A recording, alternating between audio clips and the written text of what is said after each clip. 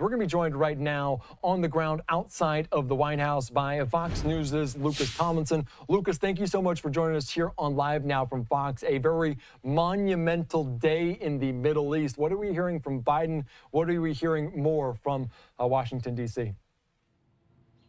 Well, it's an historic day, Andy. Great to join you. And that's why President Biden came out to address the American public this afternoon. He spoke for about 8 minutes. He said this is an historic opportunity for Syria now that the Assad regime has fallen. But Biden also cautioned about the risk of uncertainty in the future because a U.S. designated terrorist group is the one who led the charge on Damascus, a terrorist group known by its initials HTS. And already we're seeing fighting in other parts of Syria between Turkish-backed forces and American-backed Kurdish fighters. In fact, the Turks launched a new round of airstrikes today. Defense Secretary Lloyd Austin calling his Turkish counterpart, something to watch there. And you mentioned the U.S. Central Command, those airstrikes.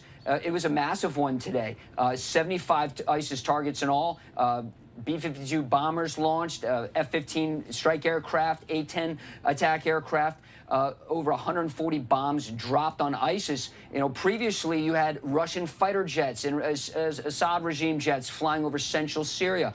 Now, with Assad out of the picture, it appears the U.S. military wanted to take advantage and led these airstrikes west of the Euphrates River, where some 900 U.S. troops are based right now, today, in the eastern part of the country. So these ISIS forces, we heard from President Biden in his remarks to the country saying he wants to make sure ISIS remains defeated. Yes, Andy. Yeah, that is so very true. Good point. And of course, they're saying in a statement saying we will not allow ISIS to reconstitute. And there are so many different factors. ISIS, Al-Qaeda in the region.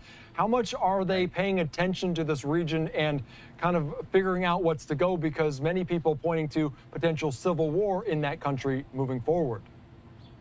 There's no question. Remember, for decades, the Iranians have been supporting and propping up the Assad regime. We saw starting in 2015, in the middle of the Syrian civil war, Russian President Vladimir Putin deploying fighter jets and warships to Syria. In fact, the Russians still have those two bases, and it was from that base that the Russians, according to state media, took Assad out of the country. He is now in Moscow, where he's been granted asylum. But you're right, there's a bit of an alphabet soup of different groups in Syria, and certain groups are going to be taking advantage. Certainly, the U.S. military wants to make sure ISIS doesn't reconstitute. Recall, there's tens of thousands of ISIS fighters in a prison camp in eastern Syria. That's why those 900 troops are there, and that's why U.S. jets are orbiting overhead. But now you have Turkey wanting to, of course, this is all, much of Syria. Syria wasn't even a country until after World War I, Andy. The French helped put it together, and this is former Ottoman Empire area land. So the Turks want a piece of Syria, and that's where it's going to be interesting, possibly NATO on NATO violence, at least through proxy.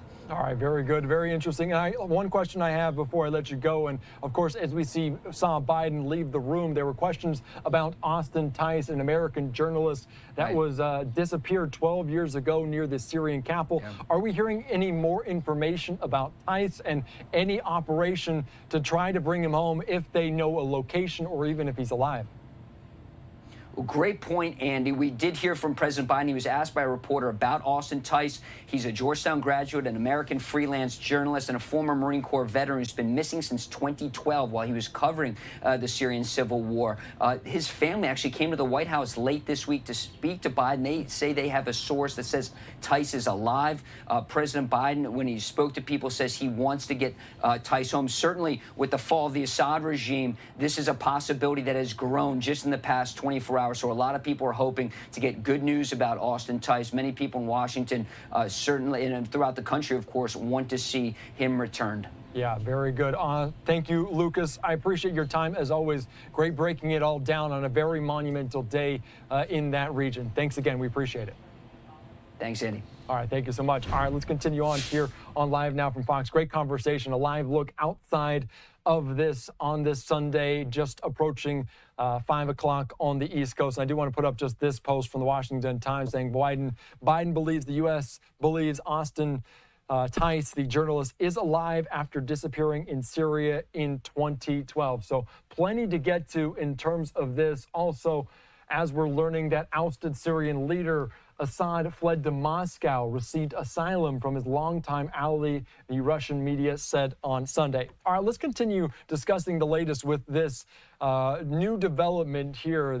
Their regime falling in Syria, the Assad regime falling, a very big day. And I do want to talk more about this. You can see from Trey Ying saying former Syrian President Assad and his family now in Russia, according to state media. We do want to bring in right now senior research fellow at the FDD, David Daoud. Thank you so much for joining us here on Live Now from Fox to detail the latest. This is a big day, and that might be an understatement. What are you hearing? What's the latest in your eyes? Thank you for having me on. It's a monumental day. I mean, the Assad regime has been in power for 50 years. They withstood the efforts of Syrian revolutionaries to depose them over the course of a brutal civil war. Of course, it was with the assistance of Russia and Iran and its proxies, and those have been severely degraded, as President Biden said. And I think that's what really led to this moment being able to happen. A lot of Syrians, I'm sure, are ecstatic over what's happening, and some have more hesitancy because of the identity of the people who've finally deposed us. That HTS is a terrorist organization, after all, so it's on our FDO list. Yeah, that is so very true. And of course, you're seeing some of these scenes, celebrations in the streets in Damascus and beyond after Assad was overthrown, the regime overthrown, fleeing to Russia. Let's get into that a little bit, talking about his relationship with Russia and what it means. Are we surprised that he went to Russia, and how does that change things? Absolutely not. The Assad regime, even his father, Bashar, Syria has historically been a client state of the Russians. This is why the Russians intervened in 2015. They have interests that the Assad regime, interests in the Middle East, the Assad regime has been securing, namely the port in Tartus and this airbase they have in Khmeimim. This is their ability, the footing for them to project power in the Middle East. So as a 24-year client himself, since he took power after his father passed away, and a 50-year client overall, if not longer, with the Syria itself, they owed it to him in some ways. So it was natural. I mean, that was one of the natural locations that he would have gone. The other would have been Iran or the UAE, which has occasionally served as a kind of a waiting place for deposed dictators. All right, very good. I do want to ask you about maybe Russia's relationship now moving forward with Syria. How much does that change, and what could this mean for that region as a whole? I think the Russians are pragmatists. There were reports earlier today that the Syrian regime's flag was taken down from the Syrian embassy in Moscow, which I think is telling. I think they have their interests in Syria, and they'll try to at least work with whomever's in power to secure those interests. The same thing with the Iranians. As much as the Iranians have inflicted damage upon Syria, their troops were on the ground, their proxies were really on the ground, fighting the war on behalf of Assad, murdering hundreds of thousands of Syrians. Now they're trying to pretend that nothing happened. Their officials have said they're willing to work with the democratic process in Syria. And there have even been reports that they're sending out feelers to HTS, which, it's a demonstration of their pragmatism. All right, interesting to say the least. I do want to get into another point that we were talking about with President Biden coming out and making remarks, also talking about how U.S. forces conducted dozens of precision airstrikes. A post here from CENTCOM talking about this, targeting known ISIS camps and operatives in central Syria, talking about these operations to ensure that ISIS does not seek to take advantage of this current situation. How big in reality is a concern of that for Biden and the United States? Well, this has been a major concern for us for a while. That's why we have about 1,000 troops positioned in Syria in order to secure these prisoners in Al-Hol and elsewhere, and to prevent the resurgence of ISIS in Syria. I think it's not just us that's concerned. The Israelis are concerned. Now that the regime has fallen, it's not just a matter of the organization itself rising, but perhaps getting its hands on now no longer secured weapons depots, chemical weapons facilities. We know the Israelis have been conducting a blitz of strikes against targets in Syria to prevent these weapons from falling into enemy hands. They've even pushed deeper into the demilitarized zone on the border with the Golan Heights for the first time in 50 years, again, as a demonstration of their concern. I'd imagine we in the United States are equally concerned about not just the resurgence of bad actors, but again, them getting their hands on weapons that would be game-changing weapons.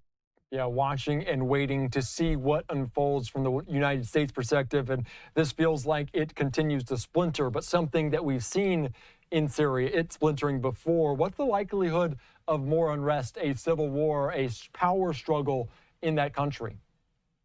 It's hard to say, right? I think right now there's the euphoria of deposing a brutal dictator, and our hearts have to go out to the Syrian people for that. But as we've often seen in different places where these types of revolutions happen, there's always the risk of things devolving, right? The Syrian opposition is not a united entity. It is made up of competing factions, times with competing ideologies. How they decide to apportion power could affect how things shake out. Again, these are also Islamist factions. They're al-Qaeda affiliates that have only taken a tactical distancing from al-Qaeda. If they intend to impose Islamic law on the locals, who are not necessarily they're traditional people perhaps, but perhaps they don't want to live under the strict rigors of Islamic law, that could lead to friction between the public and their newfound potential rulers. We hope for Syria that they didn't just replace one dictator with new tyrant. We hope it's a better day for them. Yeah, that is so very true, because you just never know what's going on. And it feels like we've been in this position before in terms of Syria, although it's been maybe the better part of a decade. I do want to talk about Israel and how they factor into all of this, because Trey Ying's putting this out saying the implications of the Assad regime collapse for Israel are huge. The war that you watched unfold over the past year with Hezbollah was made possible in part to Iranian weapons smuggling through Syria by the ground, by air. We spent years tracking these weapon shipments. In terms of Israel and how they are factored into this, if they are a beneficiary of this, what do you make of it? I think it's in some ways a double-edged sword for the Israelis, and that seems to be how the Israelis are looking at it. There was a statement yesterday from an unnamed senior political official in Israel saying that Assad's our enemy, but his enemies are also our enemy, meaning these militant groups are also our enemy. So the best solution for us is to sit back and watch them deal with each other. And I think that remains the Israeli position. At the same time, what this event does, Syria had served as the vital link between Iran and its central proxy, Hezbollah, for decades. And we need to understand that Hezbollah is the tip of the spear of Iranian regional expansionism. Wherever Iran goes, Hezbollah is there first, laying the groundwork first. This has become the major threat that Iran poses on Israel's borders. So after Israel has spent a year, and then the past 2 months particularly, decimating Hezbollah, again, not past the point of regeneration, but severely inflicting blows on them. And then Hezbollah's lifeline to the east is cut. This puts Hezbollah and the entire Iranian regional project in jeopardy. Wow. But there's also the threat, again, HTS, their affiliates are terrorist groups, they're Sunni jihadist groups. They have no love lost on the Israelis. So the Israelis could be replacing one enemy with the next. And I think that's the fear in Israel. All right, and my last question before I let you go, because the end-all, be-all, it always comes back to Iran in some form or fashion. How are they viewing this, and what are we watching, what are we hearing from them? Well, their proxies just withdrew and crumpled. What we saw, though, from Fars News is they're shifting the blame to Assad. And they're saying that, it's not our fault. The resistance did what it was supposed to do. It was the Syrian army that melted away, and Assad became weak because he was listening to the advice of the West, which, again, this is a predictable narrative. At the same time, the Iranians are master pragmatists. They have their interests in Syria. Again, the connection to Hezbollah is just one of them. They're not above working with Sunni jihadist groups. Again, their relationship with Hamas and Palestinian Islamic Jihad are perfect examples. They also had a historical relationship with al-Qaeda. Now, the question is, will the sectarian blood that's been spilled between Sunni and Shia be so bad to prevent Iran from pragmatically exploiting a relationship with Syria's newfound rulers, assuming HTS remains in power or fully assumes power. But I think the Iranians are trying to find a way back into Syria because of its vital importance to their regional project. All right, very good, David Daoud. Thank you so much for joining us. Any other parting words, any other things that you are focusing on before I let you go? Well, the big issue is Hezbollah in Lebanon. And I think, again, this is a big step towards weakening Hezbollah, assuming all the pieces fall into place. But what we know is that Hezbollah and its masters in Iran are very adaptable. They're very pragmatic, and in time, they could find a way that circumvents the need for Syria to resupply Hezbollah, to rearm Hezbollah, and then the region ends up once again one Iranian domino down, but the others may still survive. Iran will be able to continue projecting power into the region. So keep eyes on Lebanon, keep eyes on Hezbollah's fate in Lebanon.